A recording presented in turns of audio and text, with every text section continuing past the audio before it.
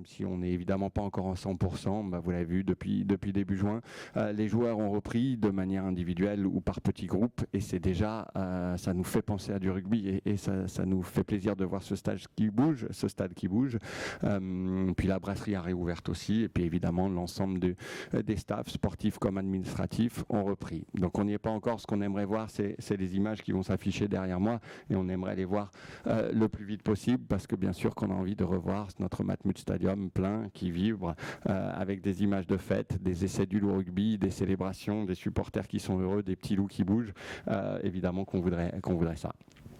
Avant de parler de l'avenir, si vous le permettez, j'aimerais en 2 minutes rendre hommage à tous ceux qui se sont engagés pendant cette période, au club et autour bien sûr. Au club, il y a eu beaucoup d'actions, tant collectives qu'individuelles, que ce soit auprès des personnes âgées, auprès de ceux qui en avaient besoin, auprès de la Fondation HCL évidemment, avec lesquels on a beaucoup travaillé pour essayer d'encourager et d'aider leurs actions à notre mesure.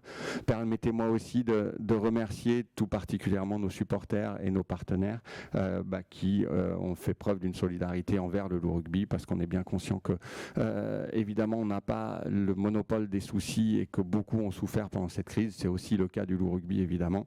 Donc un immense merci à nos partenaires, supporters et tous ceux qui nous ont aidés en cette période difficile. Non seulement ça fait chaud au cœur, mais en plus cette aide elle est précieuse bien sûr. J'en rajoute pour étendre ces remerciements à tous ceux qui participent à l'opération Soutiens ton club pour le loup rugby. Soutiens ton club, opération mise en place par la Fondation du Sport, présidée par Thierry Braillard, qu'on connaît bien particulièrement à Lyon, l'ex-secrétaire d'État au sport. Beaucoup ont donné. Il ne s'agit évidemment pas de prendre des dons qui auraient pu aller aux sans-abri ou à des gens qui en ont plus besoin qu'un club professionnel de rugby. Mais cela étant, pour ceux qui peuvent faire un geste et qui l'ont fait à notre égard, sachez que ces fonds seront fléchés vers notre centre de formation, vers l'éducation de nos jeunes, en espérant qu'ils rejoignent les rangs des professionnels un jour, et évidemment que ce soutien est précieux. Dernier hommage à rendre à tous nos abonnés qui, eux aussi, ont pour beaucoup fait part d'une solidarité totale en ne demandant pas le remboursement. Et évidemment que ce soutien, encore une fois, nous fait chaud au cœur, mais nous est précieux. Ceux qui poursuivent l'engagement, évidemment, se verront remettre des places à hauteur de ce qu'ils n'ont pas pu avoir cette saison. On n'a pas pu livrer, entre guillemets, la fin de saison, et on en est évidemment plus que navrés, parce qu'on espérait évidemment partager ces grandes joies et ces phases finales avec nos supporters, avec nos partenaires, avec toute la famille du loup rugby. Ça n'est pas le cas, donc que ceux qui font preuve de solidarité, qui se réengagent et qu'on saura remercier, en soient remerciés. Ceux qui veulent évidemment pourront avoir un avoir qui correspond aux places qu'ils n'ont pas pu utiliser cette saison. Voilà, un mot maintenant pour se tourner vers l'avenir et vers cette vie qui reprend et la saison prochaine. Avant le sportif, de se dire qu'on attend avec impatience les annonces du Premier ministre Édouard Philippe de la semaine prochaine, pour pouvoir effectivement se mettre en ordre de bataille pour attaquer la saison prochaine. On est raisonnablement optimiste dans la mesure où on voit l'amélioration de la situation, et totalement vigilant encore et sans certitude bien sûr, puisqu'on dépendra des conditions sanitaires. Cela étant, on est bien conscient que la crise est passée par là, que si elle a touché le loup rugby, elle a évidemment touché aussi nos partenaires et nos supporters. Du coup, on sera évidemment dans la ligne de nos engagements de ne pas augmenter les prix de nos abonnements, et plus que ça, on va même en créer un abonnement qui sera particulièrement lyonnais, puisqu'il sera au prix de 69 €. Certains pourront me dire qu'à 30 km près, si on avait été dans l'Ain, ça aurait été beaucoup plus difficile à mettre en place comme opération. Cela étant, on est ravis d'avoir cet abonnement Made in Lyon pour donner accès à un abonnement pour en gros moins de 5 € par match sur toute une saison. Et avec cet abonnement à 69 € dans nos virages, on espère que le plus grand nombre de Lyonnais possible pourra venir soutenir son équipe. Voilà. Sur le terrain, qui y aura à soutenir? Évidemment, vous connaissez tous ceux qui sont déjà là. Il y a eu pas mal de prolongations. On va faire un petit focus sur les recrues parce que si on aborde cette configuration et cette saison à venir avec une pré-saison qu'on espère la plus normale possible, je mets bien sûr de gros guillemets à normale, mais qu'on va préparer en juillet et août une fois que les joueurs seront au niveau pour pouvoir encaisser les charges de travail qui seront les leurs pour juillet et août. On aura des recrues qui vont venir nous aider. Les deux premières ne sont pas vraiment des recrues, c'est des retours bien sûr, à situation exceptionnelle, dispositif un peu exceptionnel, donc on ne va pas parler de recrues mais de retour au club. Pour Mathieu Bastaro qui avait fait les 4 premiers mois de la saison, dont l'aventure américaine ne s'est pas passée exactement comme il le prévoyait, mais là encore, qui a eu une vie normale ces 4 derniers mois, je n'en connais pas. Donc Mathieu sera des nôtres pour les 2 saisons à venir. On s'en réjouit. Positionné évidemment principalement en numéro 8, donc on l'a mis 3e ligne. Personne n'aura oublié ce qu'il sait faire au centre, pas nous non plus évidemment, même si bien sûr son challenge c'est de devenir le grand numéro 8 qu'il a tout le potentiel pour être. Deuxième retour, celui de Léo Berdeux, qui après une parenthèse réussie, et je dirais gagnante à Agen, revient avec nous pour jouer en numéro 10. Gagnant, très simplement parce que je pense qu'Agen a été ravi de bénéficier de ses services pendant les 2 années passées.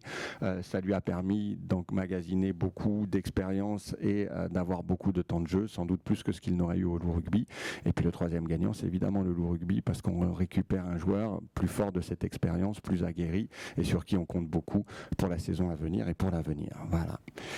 Voilà pour les retours. 2 autres arrivées qu'on avait déjà fait savoir, mais qui sont Colby Fainga, qui va nous arriver du Connacht, joueur australien qui sera lyonnais pour les 2 saisons à venir, et Joe Taofete qui lui nous arrive de Worcester, joueur américain qui sera notre talonneur pour les 2 saisons à venir aussi. Voilà. 2 nouvelles recrues, même si on sait que c'est parfois des secrets de Polichinelle, j'ai le plaisir de vous annoncer que c'est vrai et que toutes ces rumeurs sont fondées, celles qu'on a pu entendre. Isaac Roda sera chez nous. Vous avez sans doute vu que Hendrik Roth met un terme à sa carrière et du coup quitte le Loup Rugby.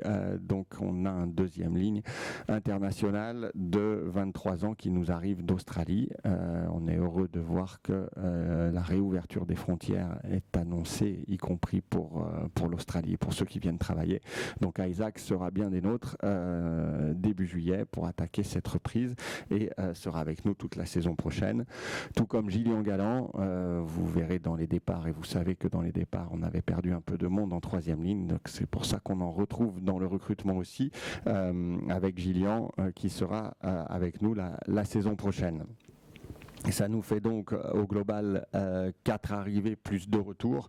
Dans le sens des départs, il y a 8 départs et 4 prêts. Important de voir que, à l'image de Léo Berdeux qui revient après avoir fait une expérience dans un autre club à Agen, on souhaite le même succès pour la saison prochaine et le même retour au rugby pour contribuer à l'aventure.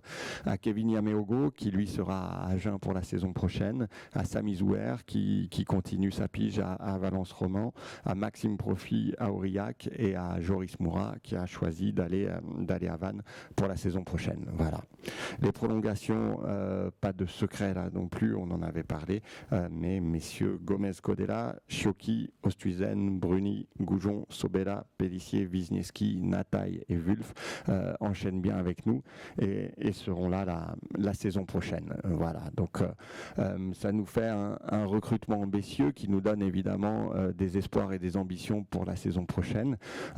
Espérons que la frustration qu'on a pu emmagasiner à ne pas défendre nos chances pour cette fin de saison sur laquelle on fondait beaucoup d'espoir rendra, on l'espère, la motivation encore plus grande et on l'espère la joie des succès à venir plus grande encore elle aussi.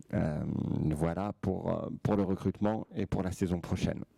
Les différentes étapes à venir d'ici là, la phase 0 0 du protocole de retour de la Ligue nationale de rugby qui s'applique dans tous les clubs est passée. Ça a été celle du bilan médical individuel et des tests. On est maintenant dans la deuxième phase qui est celle du travail individuel ou en petit groupe. Donc depuis maintenant presque 15 jours, les joueurs s'entraînent par groupe de 4 ou 5, principalement musculation et course, justement pour retrouver le niveau physique qui leur permettra de bien préparer la saison. Le retour du collectif est annoncé pour le 6 juillet, sous réserve évidemment que le gouvernement nous y autorise et que les conditions sanitaires le permettent, pour une reprise de la compétition le 5 septembre si tout va bien. On l'espère évidemment avec nos supporters et nos partenaires dans les tribunes du Matmut Stadium, parce qu'on a évidemment tous une grande frustration qui décuple l'envie de se retrouver et de fouler le terrain. Voilà. Donc rendez-vous est pris pour le 5 septembre pour la début du saison de Top 14, très vraisemblablement à domicile, parce que le Tour de France passera le deuxième week-end de match.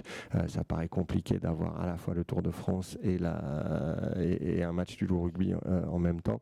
Donc sans doute commencera-t-on à domicile et on a hâte d'être ce 5 septembre. Avant cela, deux matchs de préparation qui sont confirmés.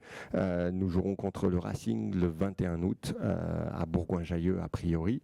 Puis on ira se frotter à l'ASM Clermont-Auvergne à Clermont le 28 août pour être prêt le 5 septembre pour la reprise du championnat. Voilà. Avant ça, on aura fait un stage au début du mois de juillet, au début du mois d'août, pardon, au Chambon-sur-Lignon. On est ravis de retrouver les équipes de l'hôtel Bel Horizon qui à chaque fois nous accueillent très bien, et du coup on ira essayer de faire des globules et une belle préparation pour être prêt pour septembre.